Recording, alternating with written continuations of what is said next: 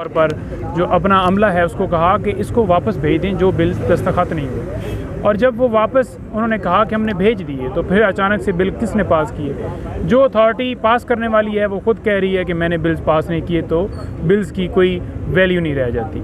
दूसरा ये है कि आर्टिकल 75 जो है कॉन्स्टिट्यूशन का, वो वाज़ह है कि जब बिल्स भिजवाए जाएंगे पार्लियामेंट की तरफ से तो वो 10 दिन के अंदर डिसाइड करेंगे।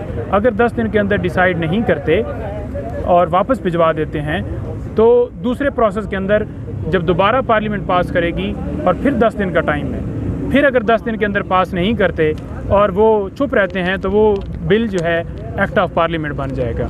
तो पहले मरले में ये कह देना कि वो चुप उन्होंने किया और एक्ट ऑफ पार्लियामेंट बन गया तो वो बन नहीं सकता। दूसरी ये चीज़ रहेगी कि 13 रोज़ का रिमांड जो है शाह महमूद कुरैशी साहब का मांगा गया। FIR के अंदर क्या है? FIR के अंदर कोई ऐसी बरामदगी वाली चीज़ नहीं है। FIR के अंदर अगर स्टेटमेंट लेनी है तो कल से शाह साहब गिरफ़्तार हैं। खान साहब पहले अपना बयान रिकॉर्ड करवा चुके हैं। खान साहब वाज़ेह तौर पर कह चुके हैं कि जो साइफ़र है उसकी जो ओरिजिनल कॉपी है वो फ़ॉरेन ऑफिस में पड़ी हुई है और डी क्लासीफाइड फॉर्म में वो आगे उसकी कापियाँ जो हैं मुख्तलिफ़ जगहों पे PM ऑफिस में, प्रेसिडेंट और यहाँ पर सुप्रीम कोर्ट में, हर जगह पे वो भिजवाई जाती हैं। उसका एक प्रोसेस है। तो डी क्लासीफाइड फॉर्म में अगर कॉपियाँ वो गुम हुई हैं, जो इल्ज़ाम ये लगाया जाता है, तो वो PM की कस्टडी के अंदर नीचे लोग होते हैं, स्टाफ होता है, सेक्रेटरी होता है और जितने लोग नीचे बैठे होते हैं वो उस डॉक्यूमेंट्स या मिनट्स ऑफ मीटिंग्स के वो निगरान होते हैं या वो उनकी कस्टडी में होता है। तो PM ने खुद तो नहीं मिनट्स ऑफ मीटिंग्स या फाइलें सारा दिन जो बिल्स जाते हैं वो अपने पास रखे होते हैं। तो वो भी एक स्टोरी जो है समझ से बाहर है। आज FIA ने भी ये मान लिया कि जो ओरिजिनल कॉपी जो कोडेड फॉर्म में होता है वो वहाँ पर फ़ॉरेन ऑफिस में होता है, तो बात ही ख़त्म हो गई। और ये सिर्फ़ और सिर्फ इसलिए किया जा रहा है कि खान साहब क्योंकि ऐसे मुकदमे में गिरफ़्तार हैं जिसमें खान साहब को गवाही का मौका नहीं दिया गया, गवाह पेश करने का मौका नहीं दिया गया और वो फ़ैसला वैसे ही उड़ जाएगा हाई कोर्ट से। तो एक और नए केस के अंदर उलझाने के लिए कि किसी तरह से वो बाहर ना आए या पाकिस्तान तहरीक इंसाफ के जो सीनियर लीडरशिप है उसको तोड़ा जाए। अब असद उमर साहब को आप देख लें, एंड के ऊपर FIR के अंदर उनका नाम लिखा गया है। असद उमर का रोल क्या है कोई डिस्क्राइब नहीं किया गया, बल्कि ये कहा गया कि ये भी मुलव्वस पाए जाते हैं। कैबिनेट ने डी क्लासीफाइड फॉर्म में वो जो है वो मंजूरी दी और डी क्लासीफाइड फॉर्म में वो जो साइफ़र आया था उसको किया गया। तो आप कैसे किसी के ऊपर जो है वो इल्ज़ाम जब साबित नहीं कर पा रहे, कोई FIR के अंदर कोई रोल नहीं है, तो फिर वो रिमांड्स मांगना या सारा केस दर्ज करना या सारा केस चलाना वो समझ से बाहर है।